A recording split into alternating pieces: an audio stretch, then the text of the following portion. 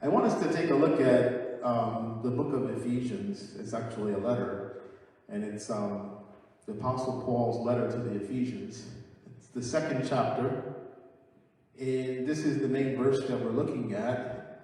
It's verses 1 through 3, and it says, "And you were dead in the trespasses and sins in which you once walked, following the course of this world, following the prince of the power of the air, the spirit that is now at work in the sons of disobedience, among whom we all once lived in the passions of our flesh, carrying out the desires of the body and the mind, and were by nature children of wrath," like the rest of mankind, it says in the English Standard Version. I was looking at those couple of verses, and I thought to myself, what does it mean to be lost? And we get lost all the time. Maybe less so now because we have GPS, right? We all have something on our phone, some kind of an app that gets us to where we're going. But I was looking at getting lost in a different way because as I was watching all the things that was happening in our nation's capital, I realized a lot of us are lost. And a lot of us don't realize that we're actually lost. Which is interesting. Have you ever done that before? You ever driven in the wrong direction long enough and realize, oh Lord, I'm in the wrong place, I'm on the wrong road in the wrong place? Or if you just come out of a subway station here in New York and you kind of get turned around and you start walking in the wrong direction. And you say, why is this taking so long?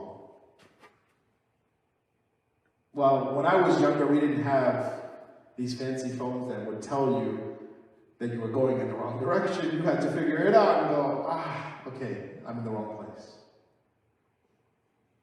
At some point, something tells us we're in the wrong place. Unfortunately, today, it's hard to find that anymore. We have the most sophisticated technology, and yet we're still lost.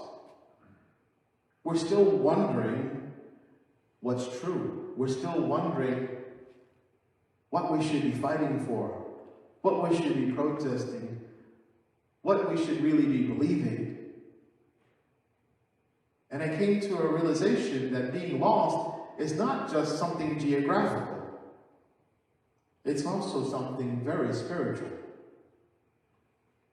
And when we see what happens in this world with people that are spiritually lost, maybe we can start to make sense of the result. Because actually what we're seeing is the result of people that are spiritually lost. I know that may sound strange in some ways, because there are people that say that they are Christians. And I find it interesting because we can say that we're Christians, right? And not actually act like we're Christians, or actually be Christians.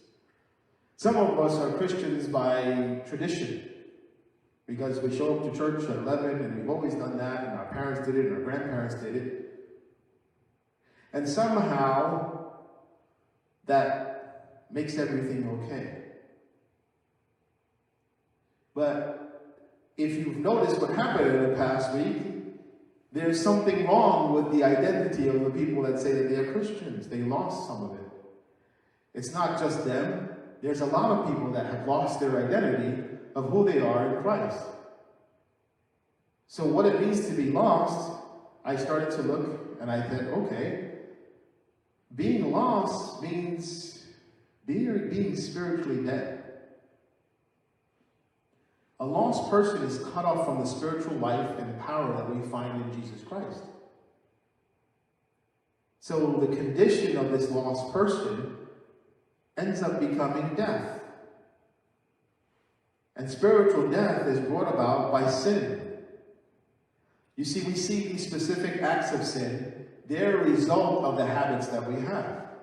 Someone who is spiritually dead has a habit of sinning, to the point that they don't even realize that what they are actually doing is wrong.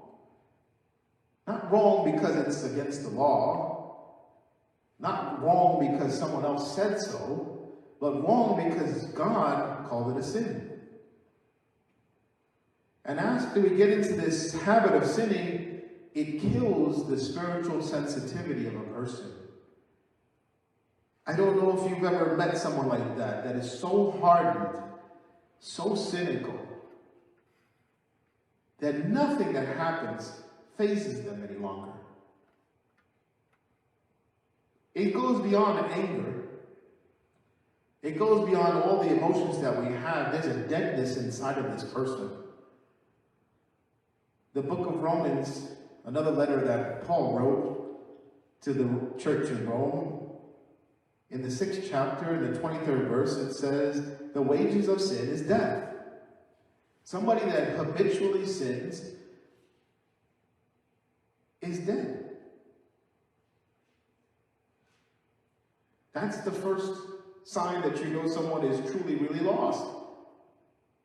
When they're constantly doing things that not only hurt other people, but they actually hurt themselves.